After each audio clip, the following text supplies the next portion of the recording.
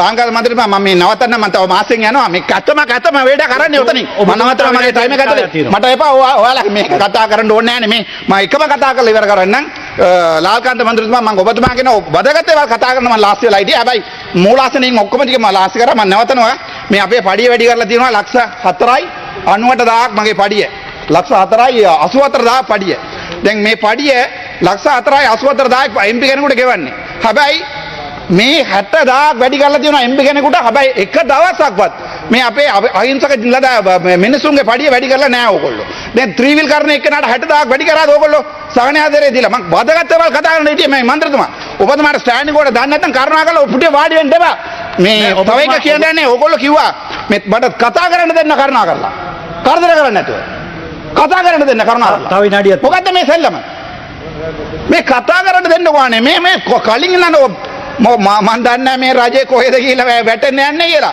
හැබැයි අපි ඉවත් වෙලා යන්නම්. අපිට කිසිම ප්‍රශ්නයක් නැහැ. හැබැයි මම එකක් කියන්නම්. මට දඩුවම් දෙන්න බලය තියෙනවා නම් මේ වංජා දූෂණකාරයෝ මං අරන් දාලා යන්න බඩ බලය තියෙනවා නම් මේ ඉස්සර බේලින් ගෑගෙන එක පුතලෙවත් මේ රටේ නැති කරනවා මම මේ මෙච්චර කාලේ මම එහෙමනේ ඔයාලගේ ලොක්කා කතා කරේ. මතකයිද?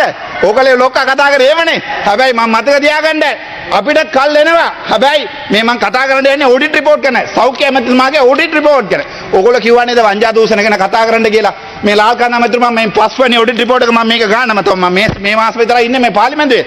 පස්වෙනි ඔඩිට් රිපෝට් එක ගන්නම්. මම අධි කරන්නේ මේ සෞඛ්‍ය ඇමතිට අනේ මේ කටවන ඉන්නකෝ බබාලා ඉන්නකෝ මේ මම අධි කරන්නේ සෞඛ්‍ය ඇමතිට මේක වෙලා තිබ්බේ 2022 ඕගොල්ලෝගේ රජයෙන් ඇතුළේ නෙවෙයි 2022 මිලියන් 38.5ක් ඉන්ටර්නල් ඔඩිට් රිපෝට් එක ඕගොල්ලෝගේ දැන්ගින්නේ අමාත්‍යාංශයට මම ගෙනත් දුන්නා මේ ඔඩිට් රිපෝට් එක. අද වෙනකන් අවුරුදු දෙකක් ගිහිල්ලා.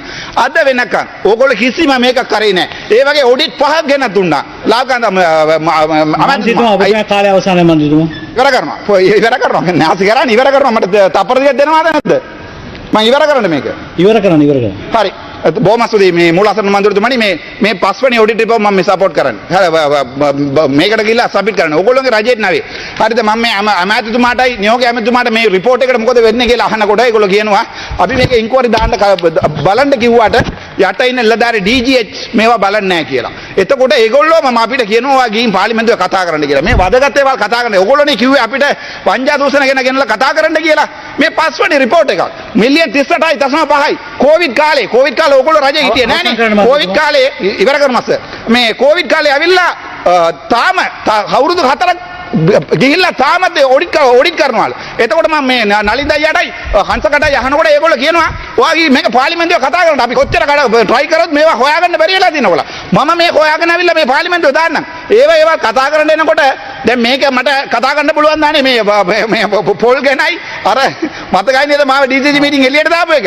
ඒක ගැන කතා කරන්න ආවේ නැහැ ලාල්කාන්ත මන්ත්‍රීතුමා. මම කතා කරන්න ආවේ. දැන් ඕගොල්ලෝගේ ඇමති කෙනෙක් ඇවිල්ලා අපිට ගහන්නත් ආවනේ. මම ඒක ගැන කම්ප්ලේන්ට් කරාද ඕගොල්ලෝට ඇවිල්ලා. ඒ නිසා ලැජ්ජ නැතුව වැඩ කරන්න එපා. පුටුවේ වාඩි වෙලා පුටුවට ගරුත්වය තියෙනවා. හැබැයි මේ ඔයාලා කරන්නේ නම් මාර ලැජ්ජ වැඩක්. මේක මම පාර්ලිමේන්තු සභාගත කරනවා. ඔයගොල්ලෝ ඕන නම් හොරු අල්ලන්න නැත්තම් ඕම ගිහිල්ලා වැටෙන්න.